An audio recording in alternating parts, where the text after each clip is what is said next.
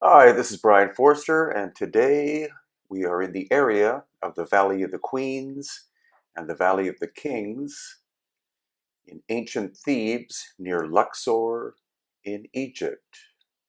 And this is the Ramesseum.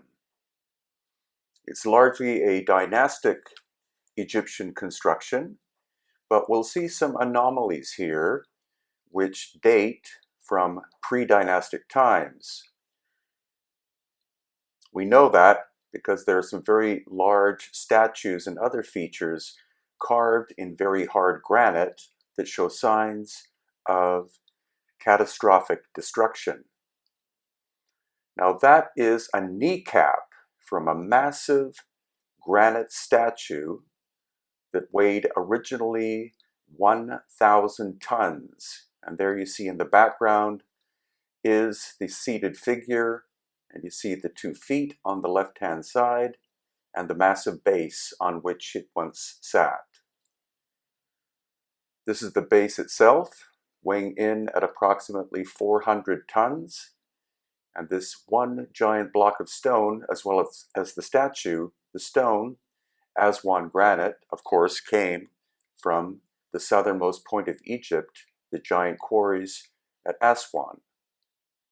And what we see here is strange deterioration of other blocks of granite.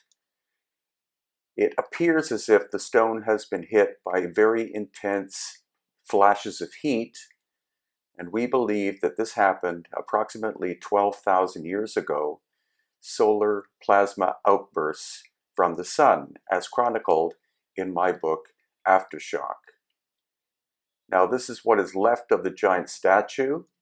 And again, what we're going to see is the stone is heavily cracked and is sloughing off. Granite does not normally break down in this manner, and all of this supposed or proposed heat damage is on the back of the statue and not on the front of the statue or the sides. And that tells us that this giant seated figure was originally looking towards the Valley of the Queens area and was struck from the back. There you see some more large statues, but those are from the dynastic period, carved out of either sandstone or limestone.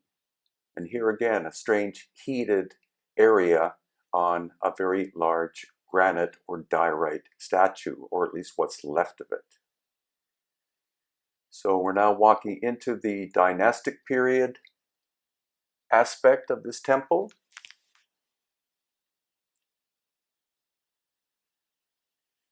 And next we're going to be looking at this diorite stone, which again appears to have been hit by intense heat.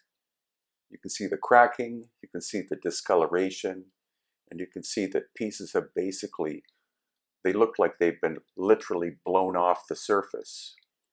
So again, that's what distinguishes the pre-dynastic from the dynastic work. The dynastic Egyptians, as I've said many, many times, could not do fine work in granite. So this tells us that it is pre-dynastic.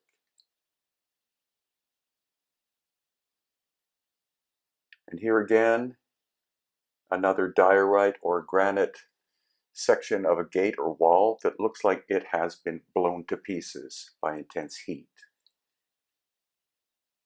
We're walking back through the dynastic part of the temple. You can see each one of these giant sandstone columns is made of multiple sections. And now we're going to walk back towards what is left of the giant statue. Again, this giant statue originally weighed 1,000 tons on a 400-ton base. On the left-hand side, you see dynastic works in sandstone.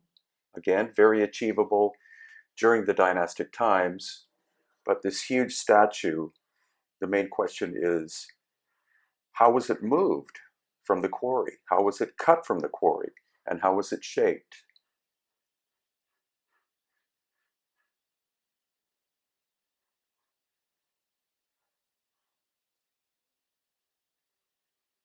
And now we're looking at what's left of, again, a pre-dynastic work that is decomposing and falling apart in a very, very strange way, and again, likely the result of an intense burst of high heat in the very distant past, as well as the front of the base of the giant statue.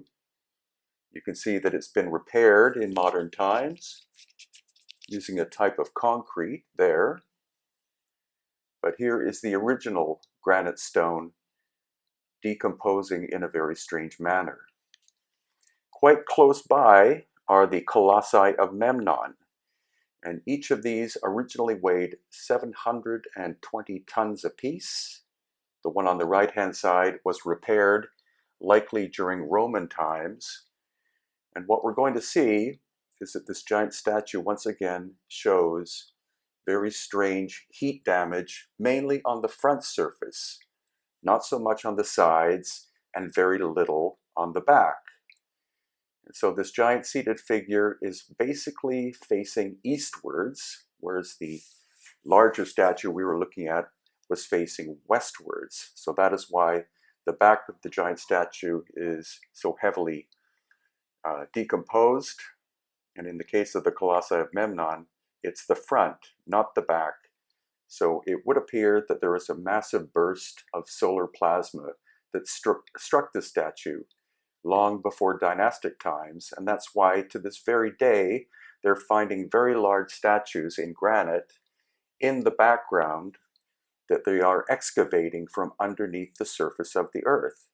They all show signs of catastrophic heat damage.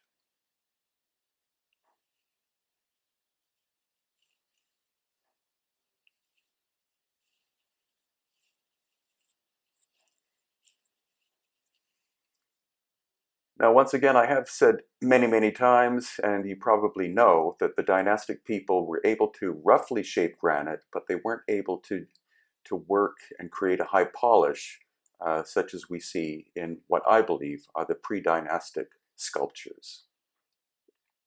And also the sheer sense of scale.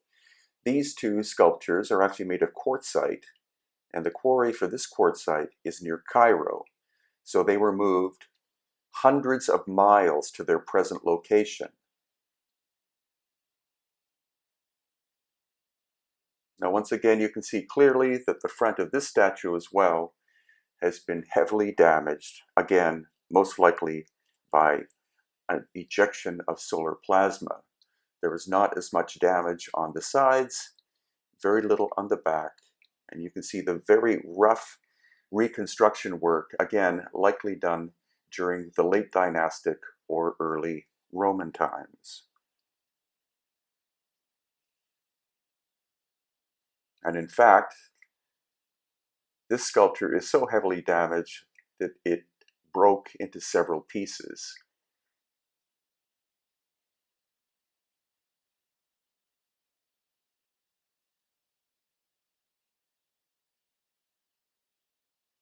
There again you see the rough reconstruction on the top, very inferior to the original work. So we will